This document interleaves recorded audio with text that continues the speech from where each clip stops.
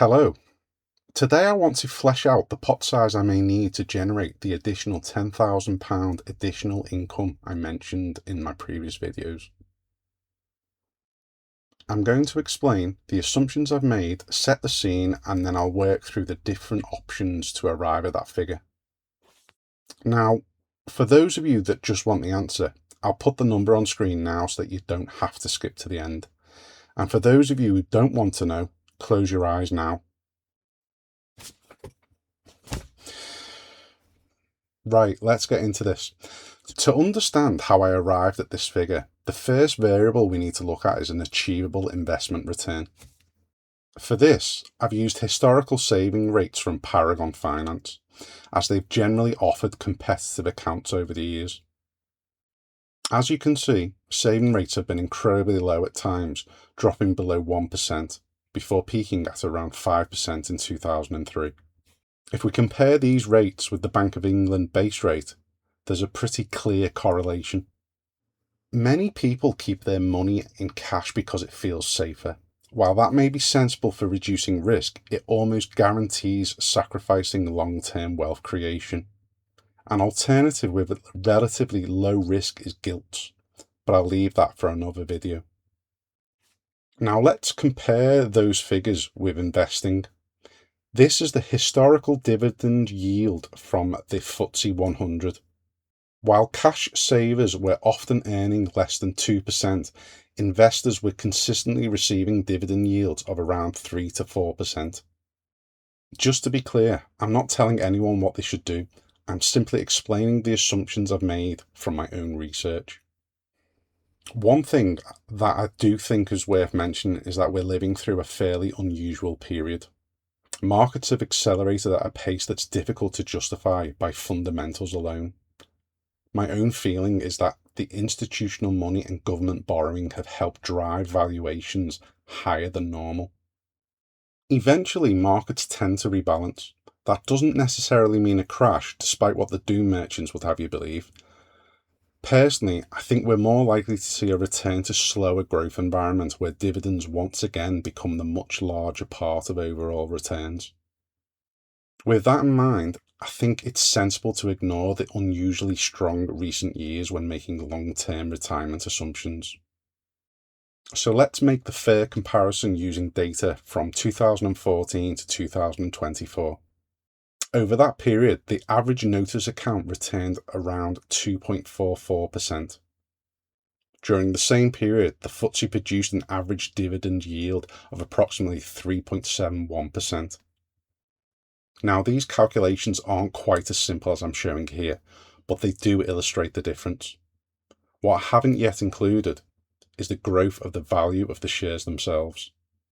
When you combine dividend income with long-term market growth, average total returns have comfortably exceeded 5%.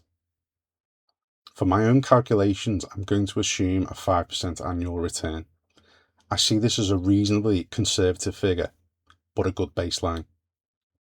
It's certainly not guaranteed, but I think it's grounded in reality and should leave a reasonable margin if future returns are lower than we've become used to. The next question is, how long does the money actually need to last for? The average life expectancy of a UK male is around 79 years. But when I looked into the figures with more detail, this life expectancy at birth is influenced by deaths at any age. But once you've reached retirement age, your expected lifespan is actually longer than the figure quoted at birth. So the average life expectancy is more around 83 years than the 79 often quoted. For my own planning, I'd rather assume I live longer than average than risk running out of money. So for this exercise, I'm going to use the age of 87. That means funding an additional £10,000 per year for 20 years. I'm also going to assume that my spending increases by 2.8% each year to account for inflation. Often a figure of 2.5% is used, but being more cautious probably gives me a better buffer. And because I'm assuming this money comes from an ISA, There's no tax or pension drawdown calculations to complicate things. Using those assumptions, I calculate a required pot of around 165,000.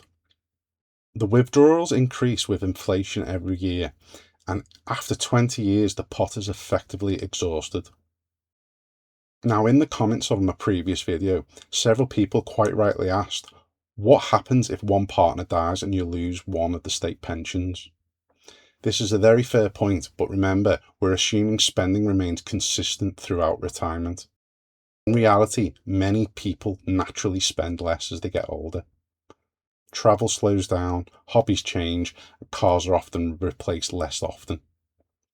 And if one partner passes away, it's also possible the surviving partner downsizes their home. There are countless variables that none of us can predict. All we can really do is make sensible assumptions today and adapt as life changes. Now here's my next question.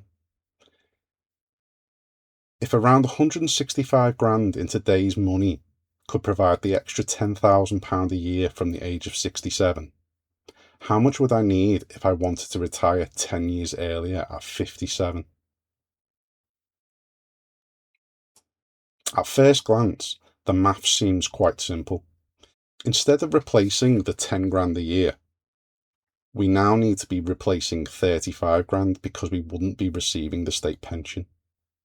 That's 3.5 times the income required, but only half the years. So using some very simple maths, it suggests that a pot of roughly 455,000 would cover 10-year early retirement. But it's never really that simple, and that's exactly what I'll be looking at in a coming video.